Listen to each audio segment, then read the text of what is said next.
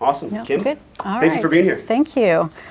I just want to introduce myself first. My name is Kim Weinreb. I am the mom of a nearly 24-year-old son with special needs. He had a stroke before he was born, which created a lot of issues physically and developmentally. So I would say he's probably about 8 years old mentally. He's a delight most of the time. So I've been doing this for several years. I started with some of the parents at his school, Clearwater Academy, because I noticed even in the private school system, there's still not a lot of information shared about what's going to happen when our kids turn 18 or leave the school system. So I started having meetings with some of my own parents. I put it out on the South Side page and have done several meetings in my home, or when COVID hit, quite a few Zoom. So I've been doing this for quite a few years, and I enjoy helping parents. So I created this lovely poster because this is a lot of the things that happen when our kids, turn 18 or age out of the school system. We're just not really sure what is going on and what's next. And I think as parents, sometimes we say, I can never die, because who is going to take care of my kids, because I'm the one who knows everything about them. So some of the things that I want to cover in my transition meetings are some of these things here. So I've just kind of come up with a little bit of an outline about what I do, and then we can have some questions after that. Typically, when our child turns 18 or ages out of school, we say we're either falling off a cliff or graduating to the couch, which is really common, sadly. The resources are not great, I'm going to be honest. And so this is why it's really important to start early for our kids so that we can start planning ahead. So what is a transition meeting and what is covered? Some of you may have had them in your school system. I don't know what happens in the public school system. Maybe there was a transition meeting.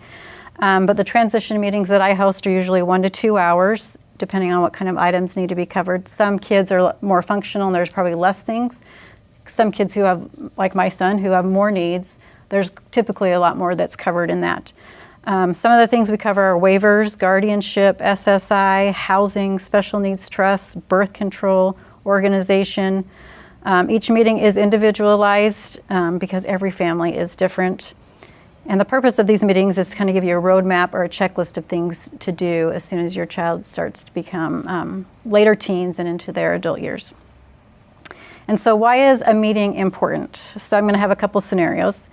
Your 19-year-old child ends up in the ER and decides they do not want mom or dad in the room with them. You do not have power of attorney or guardianship over your child. So what can you do? Nothing. If you are familiar with the ER, with the doctor's office, there may be a chance they'll say, we understand the situation, but legally they're an adult and they can ask you to leave the room and you have no control over that. Scenario number 2, your great Aunt Bessie wants to give your young adult who happens to receive SSI benefits $15,000. What would happen? You can lose benefits. So there's things that need to be taken care of financially. Scenario 3, your young adult gets SSI payments but then gets a job. What are you supposed to do?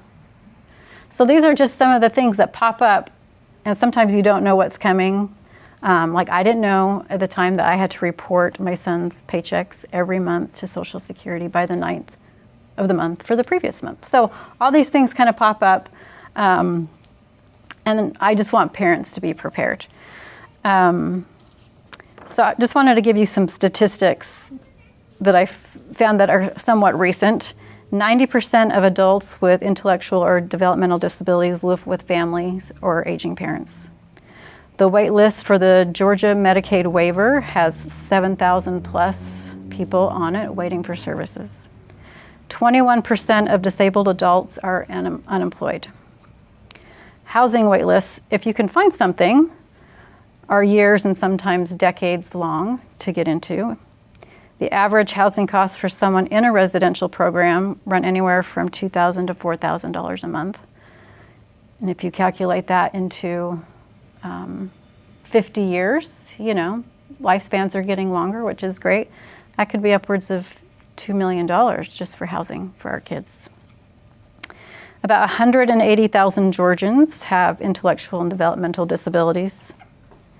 And the wait time for SSI determination is at least 6+ months, maybe a little more, maybe less depending, but COVID has really made it difficult for some of these applications to be done in a timely manner. So some people are just waiting and waiting and waiting.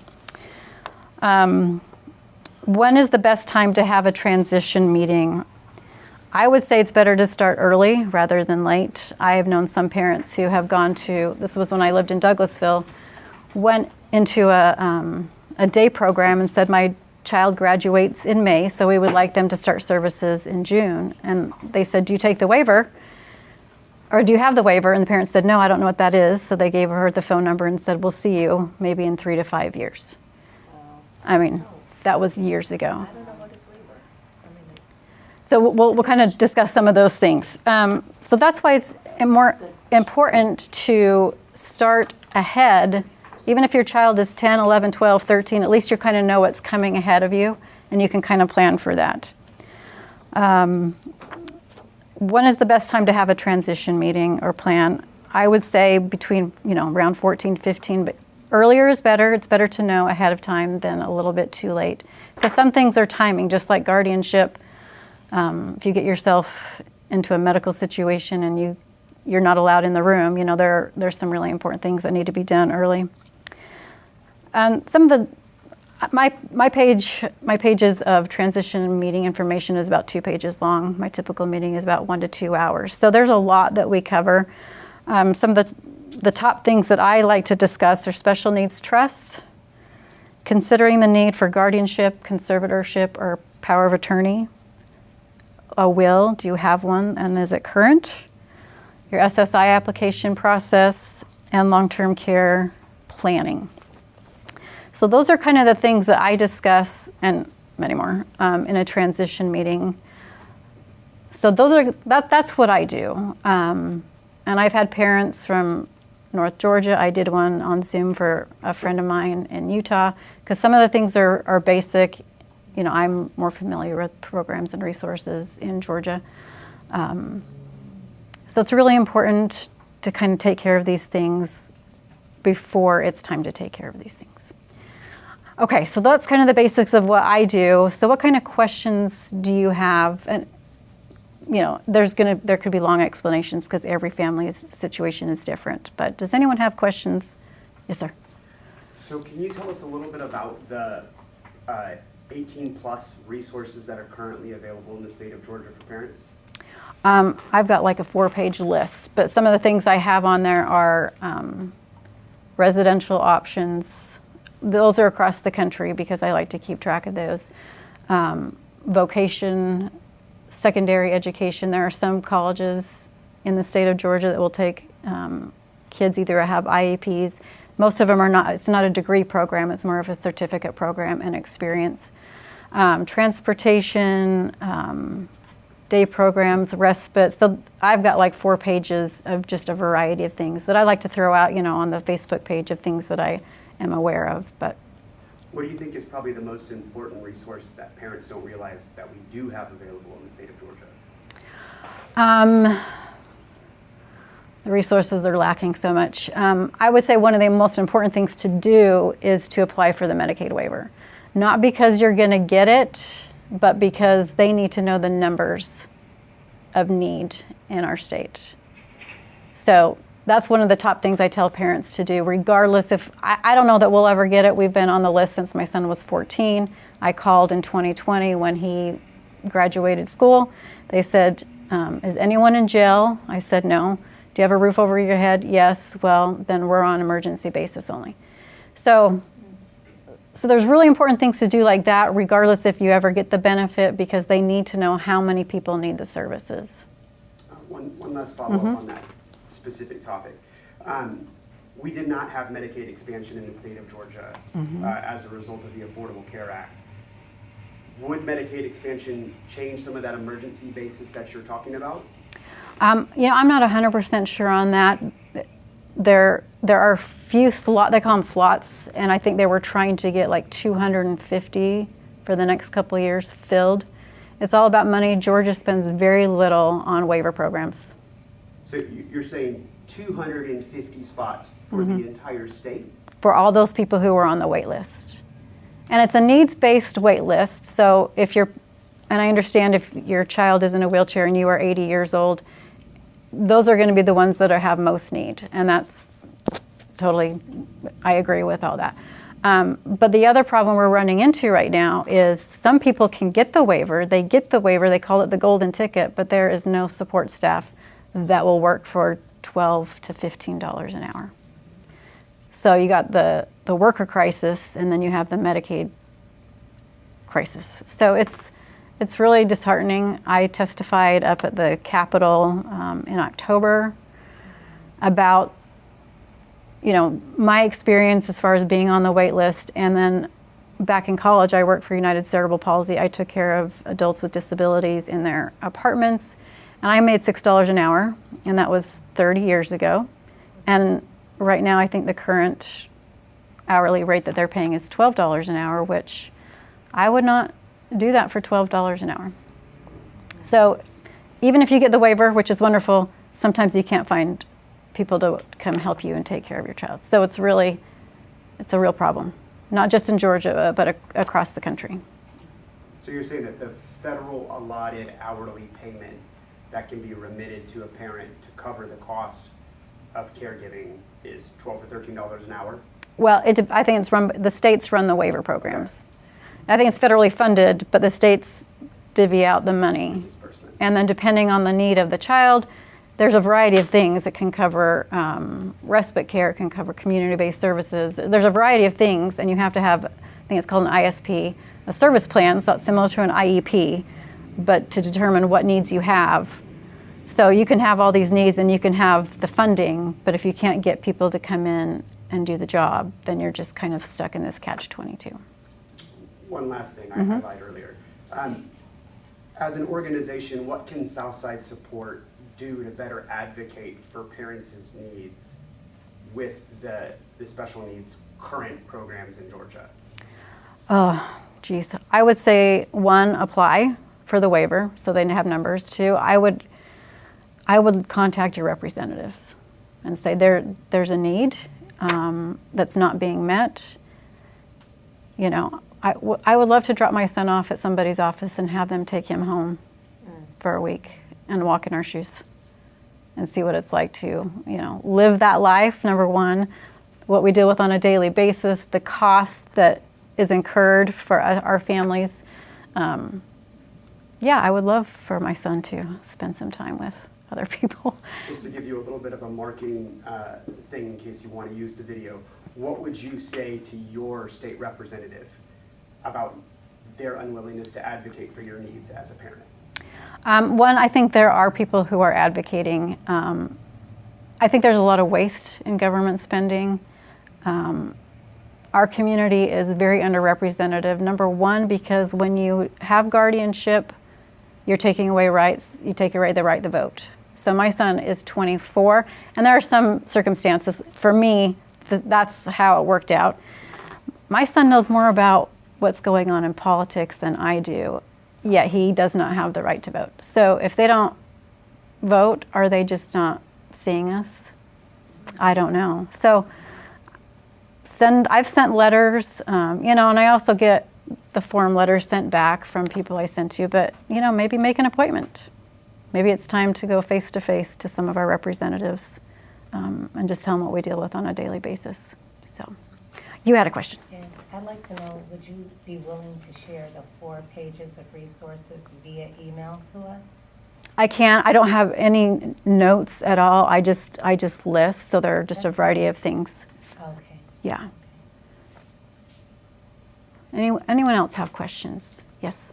I was going to say, there's a difference between, and this is more of maybe a point of clarification, just because there's so many terms. This is like a very acronym-heavy world It is, we're in. yes. There's a difference between Medicaid, like for health insurance, and a Medicaid waiver. Waiver, yeah. Those are not the same thing. Correct. Yes. I should have clarified that. We hear the word Medicaid, and we're not exactly sure what kind of angle we're taking with that. The Medicaid waiver pays for services. It's not health insurance. And there's a whole umbrella, there's a whole list of things that can be provided for. So that service the child get only after 18 plus? I think there's some rare cases when children can get it, but most of the time it's when they've aged out of the school system. That's been my experience, though. I have to talk to them every year. They'll call and check in and see where we're at, and it's the same thing. Well, we'll see you next year. So you're saying we have to apply for medical waiver before even the child is 18?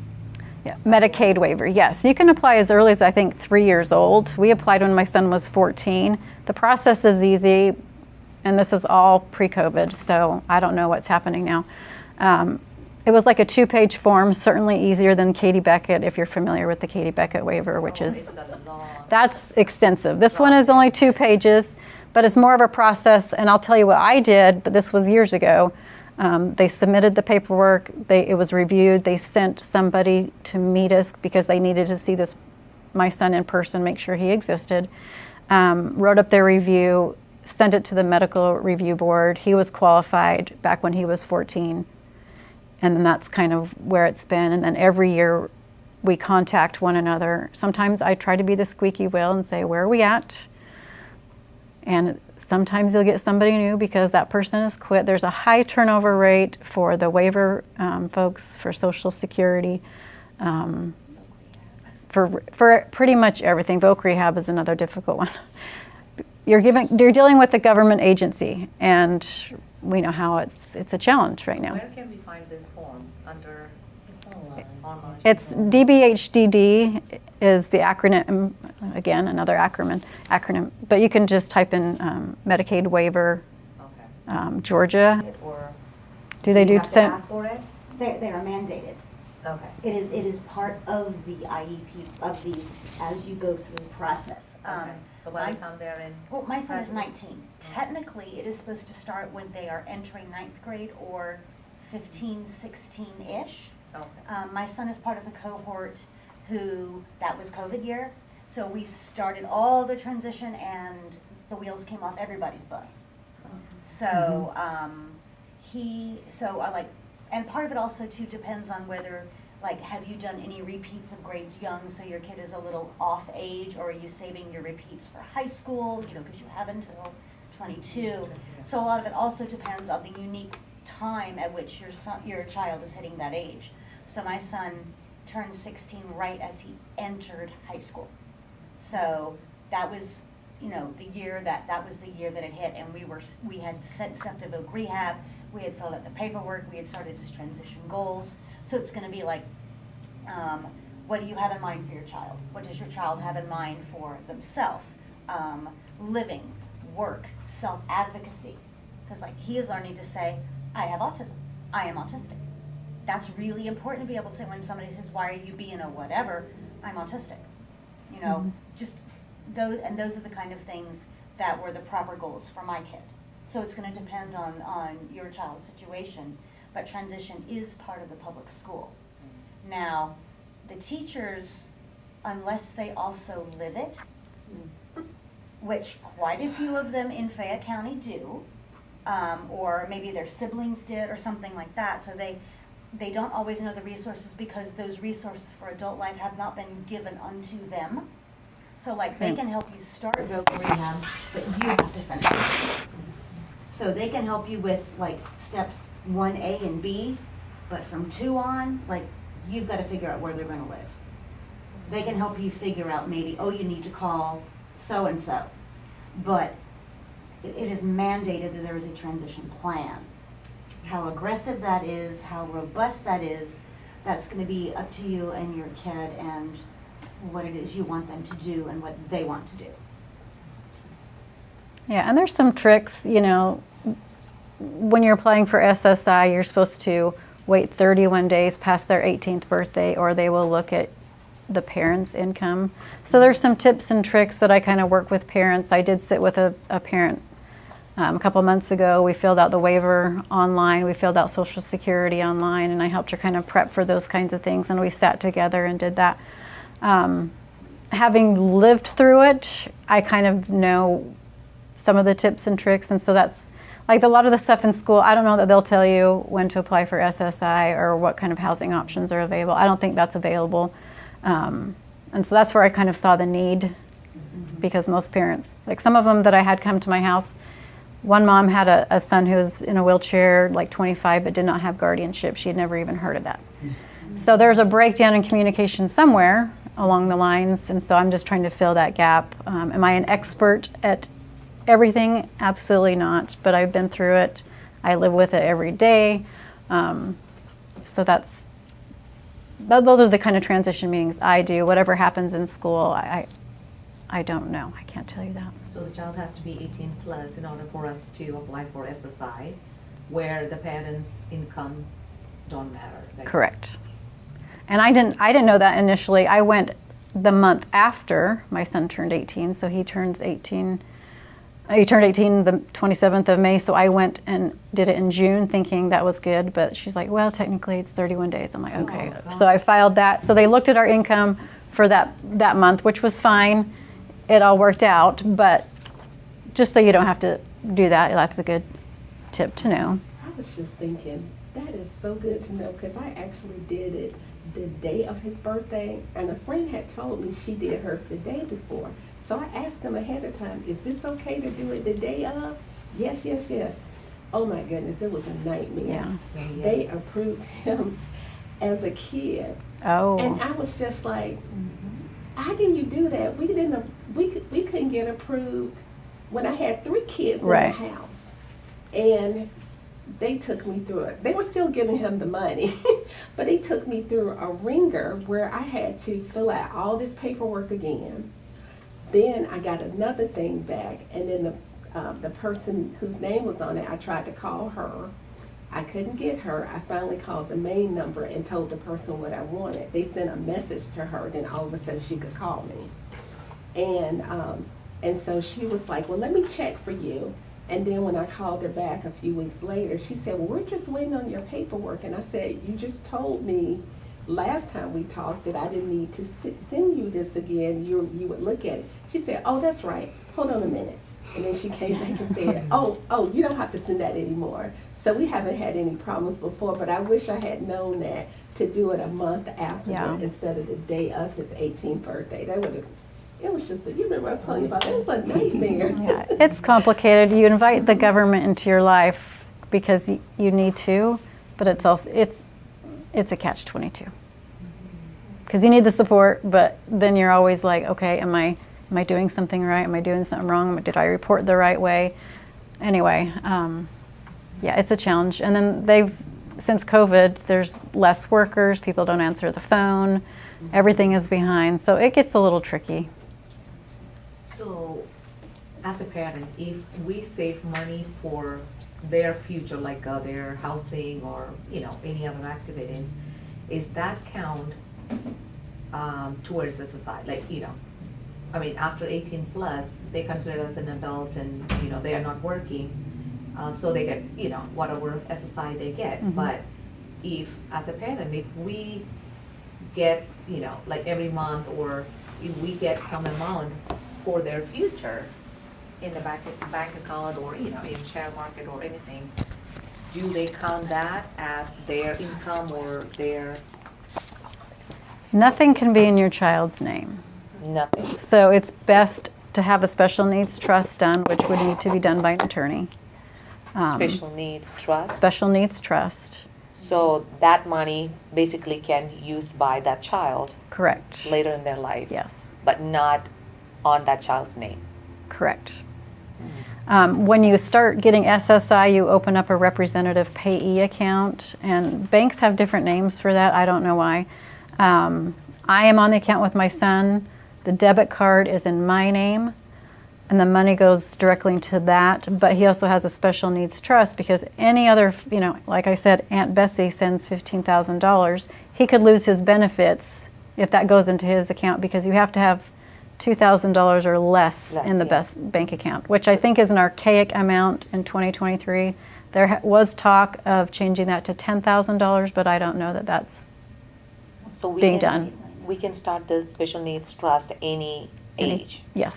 So It can be funded, or it can be just floating there, and if your life insurance, like our life insurance is, our beneficiaries are, if we die together in the bus accident, my daughter and my son's special needs trust, not his name, Okay. because he will lose any government benefits that he gets. So basically, your daughter can manage that money for him. No, that's just her money, Okay. and then the trust contains his money to protect his benefits. Okay, so whatever you make, okay, for example, I just wanted to keep like the $300 every month towards that trust, right? Mhm. So who will be handling that? We can actually appoint somebody? A or- trustee. Mhm. A trustee. So we can be, their trustee, or their siblings can be their trustee. Whoever you assign, and that would definitely be a question for an attorney. I am not an attorney, Oh. but But then the trustee will be handling all that money for whatever the purpose it is. right. Now I am the guardian and a conservator, so I take care of all my son's money. My husband is neither of those because he's a trustee on my son's special needs trust. So both of that would be Okay, so it that would has not to be a good idea okay. for him to be. What is the word I'm looking for? Conflict of interest. So I handle his money on the daily basis with his Social Security, with his little paychecks. If anything needs to come out of the trust, He it- manages. yes. Okay. It's so complicated. Life is so complicated. You can open up an ABLE account as well, or It's called ABLE account? ABLE, ABLE, which is like a 529 plan, but for special needs. And I think you can do up to $15,000 a year into that. There are some stipulations on how you can spend it. And there's some good resources out there. You Google ABLE accounts. And each state has their own, I think, and they're run a little bit differently, but that's another good option to save money. So these are like a tax-free money, that's ABLE account? I don't know if it's tax-free, but Okay. it's a safe place to put money if you do not have a special needs trust. But there are limitations on that. Okay.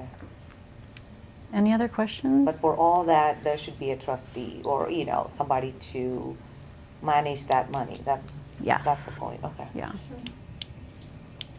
And if you're a conservator along with a guarantor, or guardian, conservator, you have to report how you spent their money to the probate court every year.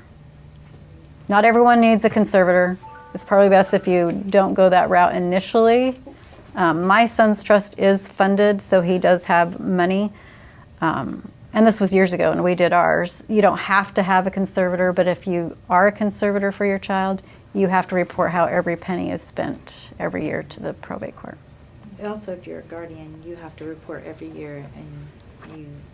A life update, yeah, they want to see how you do a everything's going. life update, Mhm. and they will do a courtesy and remind you, but it is not their job to remind you. Yes. They will let you know Oh, that. so every year you have to report? as a I'm working guardian? on mine right now, and my desk is just covered with receipts and highlighters and just everything as I'm trying to report all of his money and I how did he's not doing. do conservator, Yeah. I just did guardian. It's just one page, but you have to turn it into the court. So as a on time. guardian, you have to report, if he or she is getting SSI, you have to report how you use that money? That's what If saying? you're a conservator. I have both guardianship and conservatorship. Okay, I don't So understand the Yeah. difference. conservatorship would be like a court-appointed person responsible for that individual's Oh, finances. okay. If they have assets, if they don't have assets, like my son has no assets in his name, so you don't have, I didn't have to do it, I Okay, just so did just the guardianship is good enough, But if okay. if you have money, that they have money in their name in some form, they need somebody to say the conservatorship, you get that extra conservatorship. Yeah, and some we have parents to- also have to report to Social Security every year how the money is spent. I did that for a couple of years initially, and then they sent me a letter that said you no longer have to report how you spend the money for SSI. But there are, according to the guy in the Noonan office, there are 1,000 different reasons why you could report or could not report. So I've done both. Changes though, It- definitely, if there's a change. There is a change. They will notify you, and we get so They much will mail figure it from out. Social Security. Yeah. So Yeah. it gets really complicated. That's why I think it's helpful to have someone kind of walk you through those steps and to prepare yourself for And those things. after all, we are talking about our own child. Mm-hmm. And they didn't care about until they were 18. Yeah. And now they wanted to know what we are doing. Everything, yeah. Until 18, they didn't want to help us. And that, I mean, I don't understand the. Until 18, it was the school's issue. theoretically. And they were And minors, they were yeah, minors. yeah. So it was assumed we were taking care of Yeah, Yeah. but still, I mean. you It's a know. level of protection for sure to be a guardian Yeah. and a conservator, because there are people who take advantage of, this community of kids who may not have somebody who watches out for them. But they do take it very seriously when they take away the rights. They want to make sure that they're doing the right thing by that person. So that's why they appoint an attorney to your child when you go through that process. So we have a really good probate court. Ann Jackson is great, and there's a new associate judge. I can't remember her name, but they do a very good job. Any other questions? Or What inspired some of you to come here this evening to hear Kim or meet Kim? Anyone want to share? I guess because I was going through the transition type thing with my son, because he's going to be graduating this year, and so I didn't know what I didn't know. So I'm always wanting to learn new things that I may not know. And one of the things, I've done a lot of stuff, but we have not done the special needs trust. So I'm glad you brought that Yeah. up because I need to go ahead and do that. Because right now I'm still in school mode because he's at home. And so I don't have a lot of extra time. And so I just wanted to make sure that I wasn't missing anything that I needed to know for the future for him. And so when I saw that today, I was like, oh, I need to go. Then I called Pam, and I was like, and she was like, I'll go with you, because I didn't want to go by myself. I'm glad you yeah, came. we're glad you're here. Good job, I Pam. have a question. Yes. So what if you already have a trust, but you don't have the special needs trust? So get the special needs trust and assign that to the regular trust. Is that how that would work? I would think you need to speak with your attorney, but Okay. a special needs trust that has more protections for your child. Okay. Yeah. It's just safer to have that all done properly by a qualified attorney. And a lot of elder law, there's some special needs. I know there's a couple attorneys who are We who have are some great active. resources even Yeah. within Southside Support. Yeah, yeah. We can point you Okay. to attorneys that do just what you're Yeah. talking about. I mean, I think, in my opinion, you'd need an attorney for the special needs trust, a will that is updated, and guardianship. Now, you can do guardianship on your own. I know there are people who have done that. It's extensive paperwork. I just felt more comfortable having it done right the first time, because if you take your paperwork in and you didn't do something right, they can't really say, well, fill it out this way. So it's really up to you. Those are things you can do on your own if you've not already done that. But it sounds like most of us have already done that. So if you had to say, if you have only 2 hours to give to this kind of thing this week, what should you start with? Like, is SSI kind of the entry point to all of this stuff to some degree? Yeah, I mean, some things like camp, that's not as important, but I would say special needs trust, the updated will, if you need to be a guardian, because that's time sensitive when your child turns 18. I The like S- your example with the medical up front. We use that right out, thank God we did that. I'm sorry, say that again? Having a medical, Power of attorney? Power of attorney. Oh, yeah. Was very important to us up early on with our son, just after he was 18. Yeah. I think that's probably the most critical, especially when you turn 18, because if you're not leaving the school system, the Medicaid waiver, it can wait, but they're all really important, but if you're looking at time critical, that would be the guardianship or power of attorney. So the guardianship and medical power of attorney is two different things, right? I have full guardianship, so So you don't need. I take care of all of his medical, everything medical, and So like, if we get the full guardianship, that takes care of everything. Yes. You can make decisions on medical things and any other things. But I think part of it, Kim, you also talked about having different levels of functionality of these young adult children, and so sometimes the solutions can be different. right. You may not be taking full guardianship. but still having a medical power of attorney might be a really good idea. Yeah. Well, even think about for yourself. I mean, I will be getting medical power of attorney for my brother, because if, with my mom failing and my dad having passed away, if my brother gets hit by a bus, somebody has to make the decision. It'd be great if the doctors knew how to find me, because I live 2 states away. So, I mean, even with your typical kids going off to college, you may need to think about that, you know, whether your typical 19-year-old child wants you up in their business. If something catastrophic happens, how are you going to handle that? I mean, it's even more important, I think, for our young adults with special needs, but it also applies to our typical kids. Oh, Yeah, really? It's a very good point, because we did the same thing with our daughter. Also, we have to go through the same procedure, like go to Social Security office and then. No, Not no, to- no, no. that is not through SSI. Oh, Yeah, that's like- paperwork you can, like, I think I did Mama Bear Legal Yeah, or something yeah. for my daughter who went to college. If something happened, we could make some choices for her. Right. But for our special needs kids, it's a more extensive process, right. because they send in, the sheriff has to serve the child paperwork, a social worker has to come in and interview, the attorney will be coming in to interview them.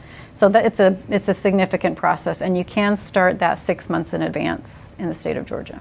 Right. Now, I heard in state of Arizona, you have to wait till like they turn 18, which makes no sense to me. So I think we're really lucky to be able to start the process early here in the 6 state of months Georgia. before they turn And that's 18. that's what we did. I mean, I think the point that there's a lot of what-if questions, and there's even more answers to those questions. And I think that's why, that's the value I think you're bringing to the table. Thank you. Yeah. Is helping people think about things that they may not have thought about yet. Yeah. And And then more having stuff some pops up ideas. all the time that you just don't even think about, you know. So we never stop learning. We never stop advocating. We just keep moving. Any other questions or comments? I think 3 people in this room have children who are graduating today or within the next week. Oh, Yeah. it's exciting. Yes, very timely. I've got a year of school, but I am so behind, and I have about 7 of these things half done. Yeah. So, yeah. Yeah, it's time consuming. It's a full-time job on top of a full-time job. And Pam, you've gone through all of this because your child's 20s. 2 now, Yeah. as of Sunday. Yeah. Wow. Any advice for anybody? I would say the same thing. I would start with guardianship, because that is the most time, the one that is very time consuming. And you don't realize that we help each other, so she helped me with the guardianship. We didn't go through an attorney. But the process, you know, like, it was different for her in Henry County, and I'm in Spalding. Mine was completely different and much more expensive. I don't know why. But like, I was told it was going to be $700, and then I was called back to say we can't complete this because it's $1,000. You know, so then that put us having to redo paperwork because of the time that lapsed. So I would definitely say start with that, because it's so different in all the different counties. You know, even you may talk to someone that say, oh, you'll have to do this, and then it turns out to be something completely different for you. So I definitely say start with that and make copies of everything. Yep. My son recently started with the seizures, and we were somewhere and he had one. In Spalding County, we can go. My husband works at the hospital, so they know us. I don't have to have any of this stuff. But I needed a copy of that because we were on vacation and he had a seizure. We took him to the hospital. So if you didn't have the copy, then what? I don't know. You know, I mean, I put a they're copy on my like- phone. I have it on my phone. And I've only had one office ask me for it. It was the urgent care, and they said, well, he's Right. That's what 18. happened So to us. I had it. I was able to just email it to her right there. But I've also been in the emergency room, and they didn't ask for a thing. But So they it's can- hit or miss, If you but try it's better get to their have. records, you can't get them for sure without that paper. Yeah. So I just But scanned it into my Say phone. It's medical easy. records? Yeah, I mean, I tried to get chiller records on Oh, my yeah, son, you and can. You have and to unless send you're a gonna copy of it. lie, which I don't, you had to have that copy that you sent them. I've done all that, but I'm more looking for transition, where to go next. But I would say on the guardianship, I hired an attorney, and I would say that was money well spent. Right. Like, definitely worth it. And if you can find an attorney that will do the guardianship and the special And needs I trust. updated wills. And the updated will. Special Yeah. needs trust, because I spent a lot of money early on that, and they updated everything and did the guardianship and wrapped it all in. Yeah. It was So worth you it. said you've done all of that. I've done SSI, guardianship, I got him enrolled in a camp, I have a special needs trust, I've applied for the waiver, I haven't gotten it, I've done the represented payee, I don't know what organization, I'm not sure what that means, and housing, he lives with me, but we need a day program. We need somewhere that keeps him busy, that keeps him engaged now. So that's kind of where I'm at, I mean, I've done all the other things, and they were difficult, I mean, even for me, and I feel like I'm pretty well educated, so I think it's hard to know what to do, and but I reached out to exceptional ops, I reached out to people, I got some referrals on how to, and I had started early too. I started when he was like 10 or 12 with the special needs trust and the will, but I had to update it, right? 'Cause Yeah, it they are turned living 18. documents, so you Yeah, I have had to to keep update updating it. them. Mhm. And so now it's pretty much real airtight. I mean, it's good.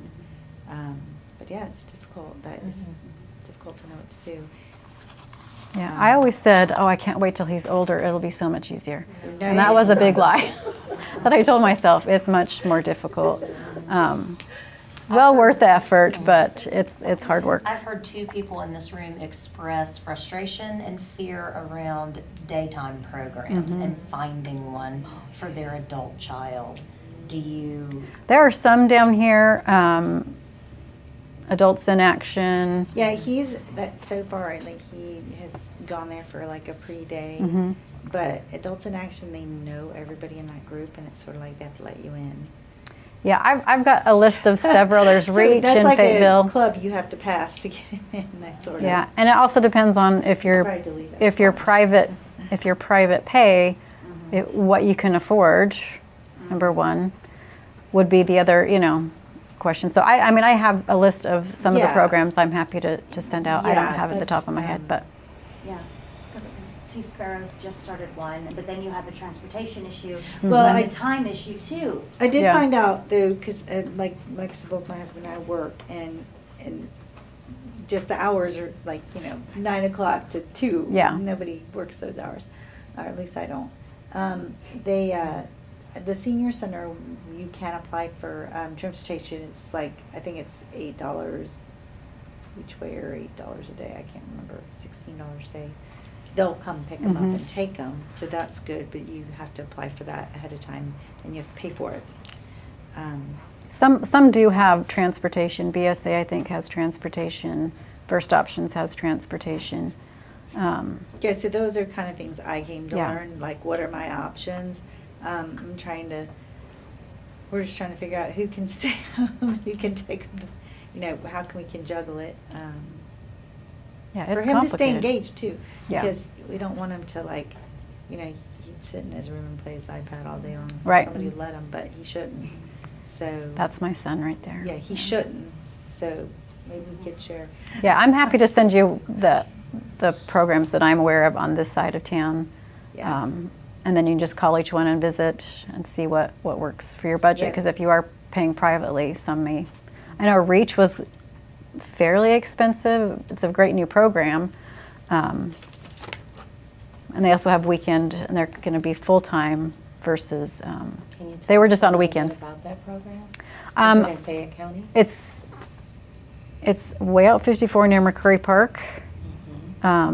Weatherly Way, I think. In Fayetteville? Mm-hmm. Oh, okay. And she started out as having like weekend workshops. She's a PhD. She's a great lady, very smart. And she noticed that more and more people were like, I need you during the week. And she's like, well, we'll do spring break. So they did spring break. And now she's going to be Monday through Friday, maybe with some of the weekends. And I can send those links to you, and you can call individually because every family has different needs and what works for you. She does take private pay. She does take waiver money. So I'm happy to send some of the day program information. How do people get in touch with you? I've got a card over here, and my website and everything is on the business cards. Transitionallyspeaking.com, which is kind of a mouthful, but it's what I came up with. Anyway, I'm grateful you were all here. Any other questions or any comments? I know somebody in here had a question about finding employment for their child. Oy, yeah, that's tricky. Voc Rehab is always like the go-to. We didn't have great success with Voc Rehab, but it was also COVID. So that did not help anybody during that time. It just, things got shut down, and we had case managers that changed. My son works at Junction Lanes Bowling Alley 1 day a week, but it's because it's a friend of a friend who owns the bowling alley. And that's really the only reason he has a job there. Which he loves. He only works 4 hours a week, which, you know, somebody asked him once, what would you do if you had to work 8 hours a day? He's like, that's insane. I'm like, yes, that's insane. I don't disagree with him. So that's how he got his job. But I would always start with Voc Rehab. That's a good place to start. The Goodwill in Tyrone, Staples, Peachtree City, Kroger, Peachtree City, Publix, Peachtree City. Yeah, I mean, Sprouts. Oh, In Sprouts. Peachtree City. I never go in there. I didn't know. Okay. and Clothes Less Traveled hires some of our kids. So a lot of it will be a parent working on being the job coach, perhaps. Like I said, I tried Voc Rehab. It didn't really work for us, but it may work for some. Parents have to be careful because I found myself entering those places and watching management treat the employee very badly. I had to report a manager at Staples in Peachtree City. I was appalled. And the people in line behind me, you could tell they wanted to say something, but they didn't. Yeah. And they just looked, and then they said thank you. And I'm like, no, this is wrong. Yeah. Don't do this. So, you Good for you. know, Yeah. it's we have to, you know, see something, say something, because I've saw some things that were totally inappropriate. Yeah. And sometimes our kids need a job coach, and that can't always be us.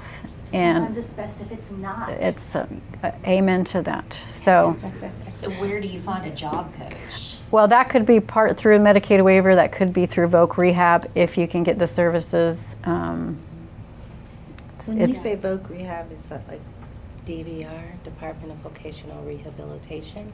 If you sign them up, they will help him with job placement. But good luck. Be very, very aggressive. because during COVID, that, you know, there's this whole big like, hey, we're gonna transition, oh, we're gonna take them to the food bank, we're gonna work, and then COVID, oh, sorry, we're not gonna do anything, here Yeah. you go. Sorry, we're doing it in the classroom, we're gonna, there was nothing. Like, Right.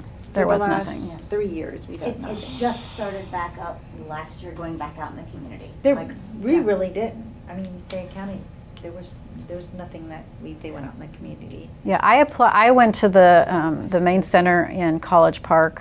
That's where we did our intake. This was all pre-COVID. And they said, do you want to do the vocational route or the college route? And college was not the route for us. It never really worked for us. The person assigned to us, my son didn't care for. And then COVID, so it just didn't work for us. So now I did hear that there was somebody, a friend of mine, her other friend has a special needs, a Downs daughter that graduated, who's going to a new program at Clemson. Mm-hmm. I don't know if you know that one. Yeah, there's a Sounded lot of like a colleges pretty- that do those. And I know, Tech has something and UGA has something, but Yeah, the one in Clemson was pretty interesting because she said it was funded by a very wealthy man who built a very nice hotel. Oh. And it was having them live in quads, and then they work at the hotel, and then basically forming their life around that. So making the college degree as a sort of a life degree. Right. So I just thought was interesting. Yeah, those, you would have to really investigate every single program. I had a friend who took her son to the Georgia Tech program, and he ended up walking the streets at night and was approached by homeless people. And so some schools are equipped really well. Some are just, I'm not going to say babysitters, but probably not very good babysitters. Yeah. So there are quite a few programs in the state of Georgia that, and outside of the state. I've got a list of some that do some of those programs. Yeah, UGA just started, the one in Athens is pretty new, Destination Dog, Mhm. but there's one or two down in the south part of the state. Kennesaw has had one for a while. Yeah. And theirs is kind of an experience. Right. And they're great programs. Sometimes Voc Rehab will pay for some of those, but you have to go through the process, which can be tricky. There's also the transitional programs at Cave Springs or Warm Springs, but there's typically a wait list for that as well. So that's why it's important to start early. And so you can get on these lists and start doing all the research ahead of time so you can see what's available to your child. Because sometimes those programs are in parallel and sometimes they are divergent. Mhm. So like if you use vocational rehab and go to Warm Springs or Cave Springs to learn how to do the independent living, you know, how to change a light bulb without mom nagging you through every single step. Right. Then you end up not being able to use Voc Rehab for something different. You've kind of used your checkbox Right. of money. So like if you choose one, sometimes it does, sometimes it doesn't negate a different path. And that is part of the challenge that I run into is, okay, which path for him? And it's hard to know at a younger age which way they're going to go. So, yeah. But as long as you know, start looking at your resources, see what's out there, and then do your research. How early would you like to see a client? Like how old must the child be to schedule an appointment with you? I would say probably 14, 15, around there. And I think it's also really important around that same time frame to get an updated psychological evaluation, because you'll need that for guardianship, you'll need that for SSI. And if the last one you had was 4th grade, that's not going to really cut it for some of those things. So that's another kind of important step to put in place before you proceed with all this other stuff. Yeah. Just because I think it's an important question and not everybody likes to ask it, so I'll do it. How much do your services cost for like a 2-hour consultancy? So it's $50 an hour, so typically it's $100 for a full meeting. And then if you have questions or I find a program that may relate to you and I email, I don't charge for, all the little extra stuff. Anything else? I have one other question. Yes. I had a person reach out to me a couple months ago, and we just haven't had a chance to facilitate it, and I haven't had a chance to ask parents specifically with older special needs kids. You can throw your pens at me if this is crazy, and because I really don't know. Any interest in someone who is familiar with the special needs community facilitating? She called it a speed dating kind of event for older special needs people locally, where they could connect with both people of the same sex and of the opposite sex. Any interest in that? I mean, my son could care less about that kind of thing, but I think it's fun to have the option for sure. I think not if speed dating was on it, just for socialization. Maybe could they call it like a buddy up, maybe? Mm-hmm. Not to say I'm against relationships, but I'd like it to be so they could have, whether they want to meet female friends as friends, and then have the option to maybe look at some guys, I guess, and say hi and bye. Social events. Yeah, like a right? social meetup. That would be nice. And honestly, I would think, especially some of our folks who maybe are in the more, what used to be called Asperger's, or like the anxiety, that kind of thing, taking the dating out of it Yes, actually thank might you. unclench people. Yeah. Just like how they used to have like meetups, where it's just like a social gathering. Yeah, like a something to theme, that. so like Yes. we're gonna go do this, we'll go, eat Well, somewhere. let's just take speed dating out. Yeah, it's a good idea. Well, then, because then you have kids like mine who think everybody is his best friend, and if Yeah. you're blonde, he really loves you. Oh. You've seen my Yeah. child move through a crowd. Yeah. And some, like my son, is like an 8 or 9-year-old, he likes to be social, but that probably wouldn't interest him, maybe for 5 minutes, but then he would be done. But there are some kids who are higher functioning who, and this is not meant to be disparaging, they look at more special needs kids as totally different from them. They don't, I'm not like that kind of thing.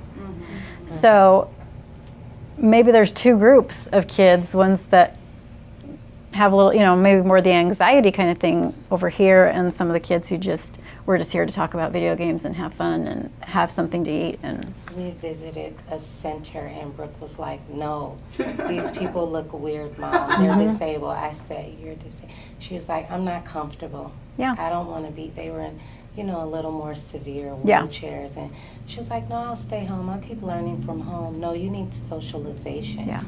So. yeah, you got to match the groups correctly, I think. That totally makes sense. Yeah. So, speed dating, pretty heavy no from the group today. But it can be a But meetup. socialization, Yes. yeah, I like it, I love it.